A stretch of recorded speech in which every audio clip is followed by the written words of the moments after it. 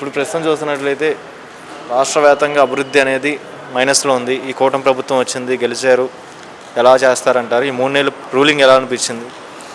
ఈ 3 నెలలు చాలా అభివృద్ధి కార్యక్రమాల్లో చంద్రబాబు గారు బిజీ షెడ్యూల్లో ఉన్నారండి. చంద్రబాబు గారు అంటే అభివృద్ధి అంటే చంద్రబాబు గారు.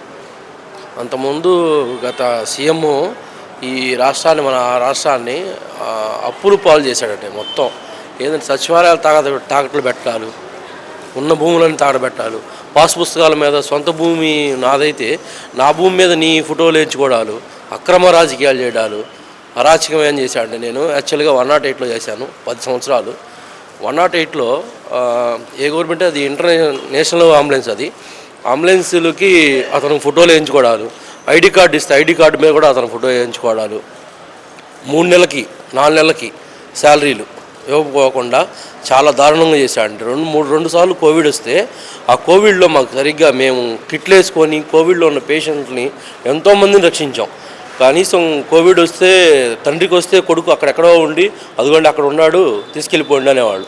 పట్టానికి సాయం చేయడానికి కూడా ఎవరు వచ్చేవాళ్ళు కాదు. మేము కిట్లు వేసుకొని ఆ పేషెంట్ పట్టుకొని ఎక్కడ విజయవాడ ఎన్ఆర్ఐ హాస్పిటల్ కానీ, గుంటూరు జీజీహెచ్ కానీ, మణిపాల్ హాస్పిటల్ కానీ ఎన్ని హాస్పిటల్కి తరలిస్తే తినడానికి సరిగ్గా మాకు భోజనం సదుపాయాలు కూడా చేయలేదండి.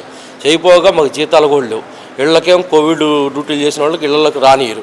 హాస్పిటల్లో చిన్న షెల్టర్ ఇస్తే ఆ షెల్టర్లో నలిగిపోయాం మేము. నలిగిపోయి ఈరోజు నా 108కి నమస్కారం చెప్పి, కానీ ఇప్పుడు వెహికల్స్ అన్నీ పాడైపోయినాయి, గుల్లగుల్ల అయిపోయినాయి.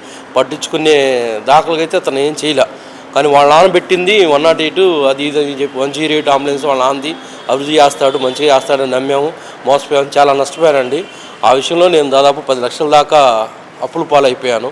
అది సీఎం గారికి చెప్పుకుందామని చెప్పేసి వినిపించుకుందామని వచ్చాను సార్. అదే ప్రభుత్వం, ఈ కూటమి ప్రభుత్వంలో కూడా ఇలాంటివి జరుగుతాయి అంటారు, ఇలాంటి కరప్షన్ జరుగుతాయి అంటారు. కరప్షన్ ఏమైనా జరిగినా వదిలేదే లేదని పవన్ కళ్యాణ్ అసెంబ్లీలో అంటున్నారు. కరప్షన్ అనేది కామన్గా మన రాష్ట్రంలో ఉంది. ఏంటి ఎలా ఉంటుంది అంటారు సార్? కరప్షన్ అంటూ ఏముండదండి. పవన్ కళ్యాణ్ గారు మాట ఇచ్చారంటే మాట ప్రకారం అంతా న్యాయం జరిగిద్ది అని మాకు గట్టి నమ్మకం ఉందండి. పెద్ద ఆయన ఒకటి ఆలోచించి అతనికి అప్పచెప్పాడంటే, ఆ బాధ్యతలు అప్పచెప్పాడంటే చాలా ఇదిగా చేసి పెడతాడని చెప్పేసి మేము గట్టిగా నమ్ముతున్నామండి. సార్, ఇప్పుడు చూసినట్లయితే సంక్షేమం అంటే ప్రజలకి నిరుద్యోగులు అనేది కామన్గా ఉంది. నిరుద్యోగులకి ఉద్యోగాలు వస్తాయంటారా? గత ప్రభుత్వంలో చూశారు, వేరే రాష్ట్రానికి వెళ్ళి ఉద్యోగాలు చేసుకోవాల్సి వచ్చేది, కర్ణాటక, బెంగళూరు, హైదరాబాద్ లాంటి. మరి ఈ రాష్ట్రంలో ఉద్యోగాలు చేసుకునే అవకాశం ఉండిద్ది అంటారా?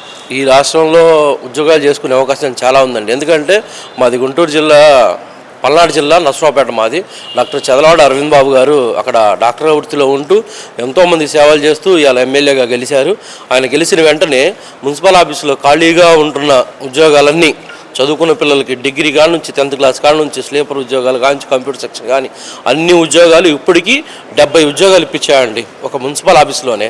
గవర్నమెంట్ హాస్పిటల్లో కూడా స్లీపర్ కొత్తగా కట్టించిన హాస్పిటల్లో స్లీపర్ క్లీనింగ్ చేసేవాళ్ళు లేరు జగన్మోహన్ రెడ్డి ప్రభుత్వంలో.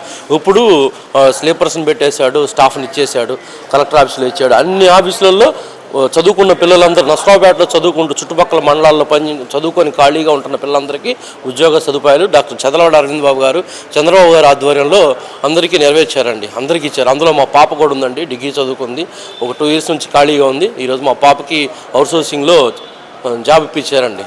Okay sir, thank you sir. Thank you sir.